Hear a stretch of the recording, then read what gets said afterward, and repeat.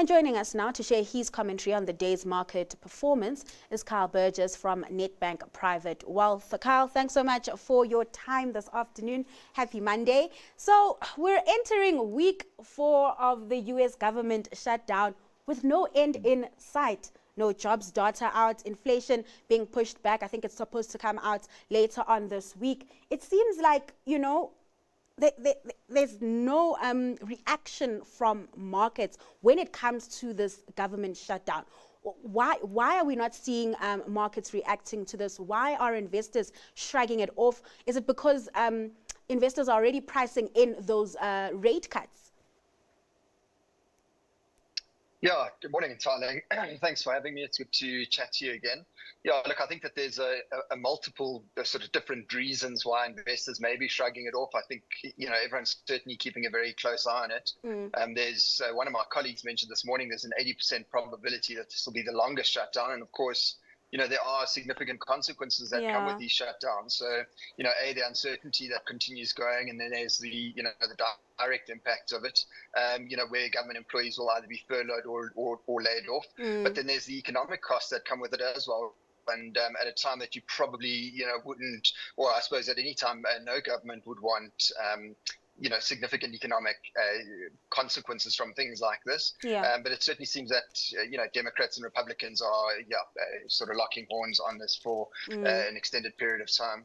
Yeah, there doesn't seem to be an end in sight when talking about that US government shutdown. Now let's move across to Asia, where we've had GDP numbers coming through, growth slowing to 4.8% in the third quarter. Yes, meeting expectations, but slower than the 5.4% in Q1 and the 5.2% recorded in Q2. The property slump, of course, continues to hold that economy back. Just your analysis on the print. Does the economy need more stimulus? I think the simple answer to that question is probably yes. I think you could probably argue where it comes from is probably more important.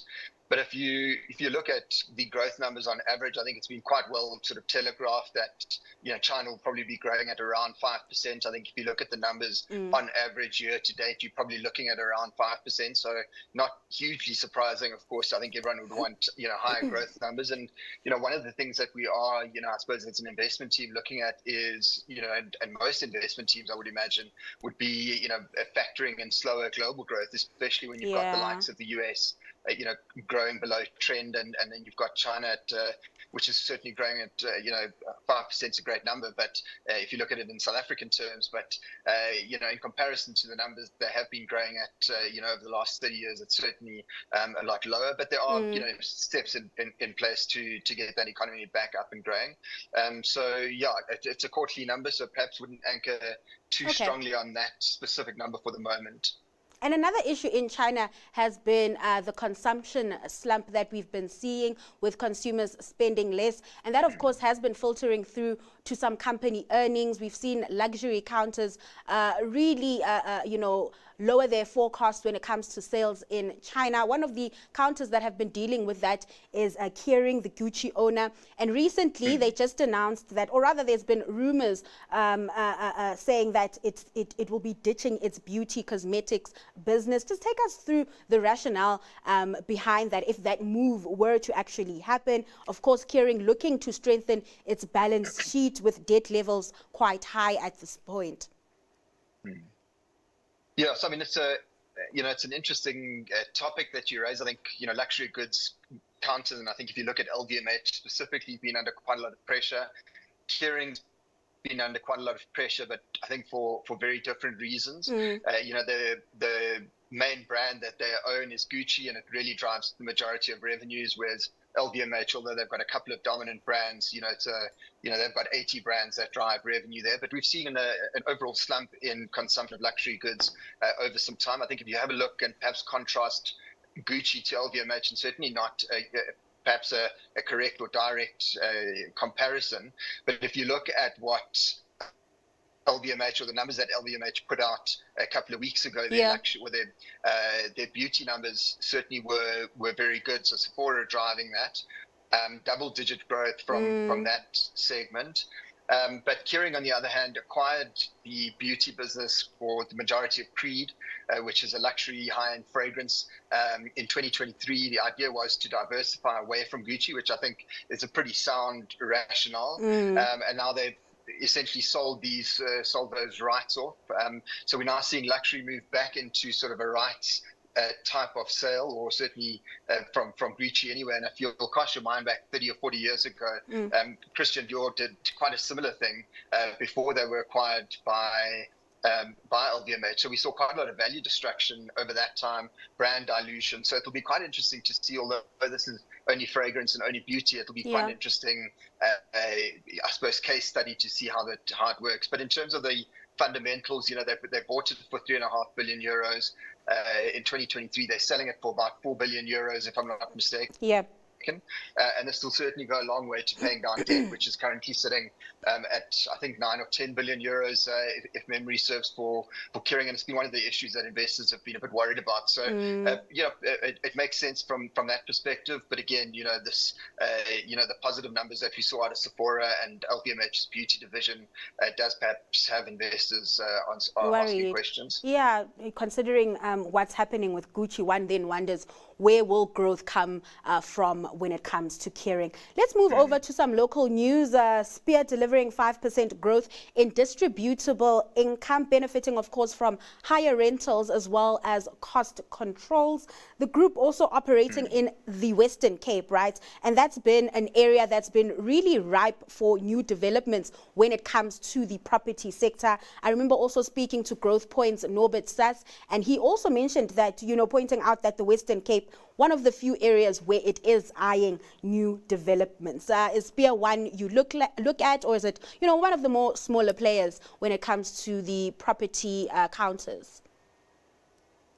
So it is one of the smaller players, I would imagine, but it does give you very specific exposure to sort of the Western Cape. So if that is something that you're looking for, it is an interesting business. I think a credible set of numbers that they're posting. And as you mentioned, a lot of development activity down in the Western Cape. If you have a look at Growth Point, the numbers that were released by the V&A Waterfront, and that's certainly, not, I suppose, can't be extrapolated to the rest of the Western Cape, but certainly strong numbers out of there. It's not a business that we look at very closely, partly because I think it, is very sort of geographically constrained to the Western Cape. But certainly looks like a decent set of numbers. All right, let's leave it there for now. Hit pause before we move on to your stock pick. Let's take a moment to touch on which counters your industry peers are watching closely. I'm going to go with Exxaro. Exxaro, it's largely, I suppose, a technical pick because I know a lot of people track our performance here as well. So, generally need to get in and out. But, there's a wonderful technical setup on Exxaro at the moment. It is actually pretty cheap. Trading PE of kind of 5 times at the moment. They are kind of I suppose reassessing their portfolio. They've just done the transaction, with some Bidvest holdings and OM holdings to bring manganese into the stable as well. So still primarily a coal player, but certainly looking at kind of like the more future-focused metals and minerals as they tweak their portfolio. So like I said, the basis of it is probably more technical than anything else. But looking cheap. Commodity prices on the rise. We've got oil down at the moment, but these are equities, so you're looking for a long-term turnaround, and it's very easy to see another supply shock in the future, and then you'll see a big re-rating in the share price where you would sell. My pick. So it is Rhodes Food Group. Not purely because I like the name, but as a relatively cheap entry point into Premier. Premier is essentially taking out Rhodes Food Group. You'll receive a Premier share for every 7 Rhodes Food Group shares that you do own. That process will probably take a while, given the Competition Commission is involved. It's an entirely new controlling shareholder. So, but in the meantime, it'll likely trade in tandem at a slight discount to that 7-to-1 ratio. And more specifically, I like Premier. I think this is a pretty good bolt-on acquisition for them. And I suspect we are going to see further corporate action in the local food producer space we of course saw PepsiCo taking out Pioneer Food Group a couple of years ago, and there are always murmurings. These are high quality businesses generating, with recognizable brand portfolios, and they are very attractive. These are your quintessential cheap SA Inc. stocks. I'm not surprised that there is some bottom fishing going on in the space. I like Premier, and I think this provides a relatively cheap entry point into it. So Kobus going with RFG, betting on, the M&A activity we are seeing in that space. And then Gary going with minor Exoro. Just your thoughts around those counters, Kyle? Yeah, perhaps to start with Exoro, look, I can certainly see the appeal of getting additional commodity exposure when commodity prices are on the up. There's certainly a lot of uncertainty around, and in a difficult market, perhaps that may be sort of suited to some investors. It's not the way that we've gone in terms of commodity exposure. We've preferred the exposure to sort of the big three, and then from a technicals perspective, which Gary is, I think, probably a lot better positioned than I am. We look at businesses purely from a fundamental perspective and not a technical perspective. So I'll have to take his word on that one. And then I suppose Rhodes Food Group, or the acquisition of Rhodes Food Group, was an interesting stock pick. I think there's where there's corporate activity, there's always a little bit of risk that again, this business was bought, or the offer's been made at a significant premium to where it's been trading over the last 30 days or 90 days. So I mean, it is that share price has re-rated on the back of that offer, and as Kobus mentioned, there is still quite a bit of uncertainty, I guess, around Competition Commission approval, etc. I would say that, look, it is an interesting corporate action in terms of, you are seeing Premier really getting a quality asset in terms of its, pre-packaged foods. So yeah, I can certainly see the rationale behind that. It's not something that we've got exposure to in our client portfolios, but I can understand why my colleagues would be interested in that space now. All right, let's get into what you are more certain about. Where are you seeing opportunity at the moment? Your stock pick. So my stock pick today is Bidvest. I think, if you look at, and there's certainly a lot of SA Inc. counters that are trading at very attractive multiples, so 4, 5, 6 times earnings, which is very attractive.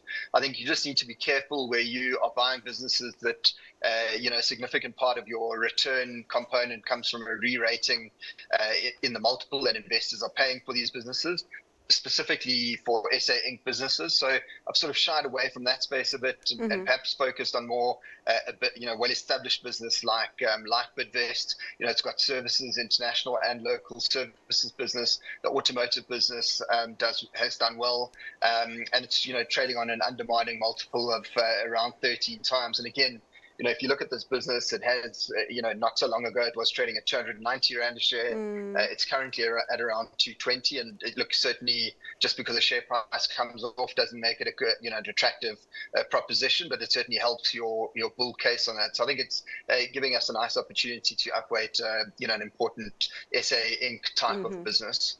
All right, let's leave it there, Kyle. Thanks so much for your time and taking us through trade at midday. That was Kyle Burgess from Nedbank Private Wealth.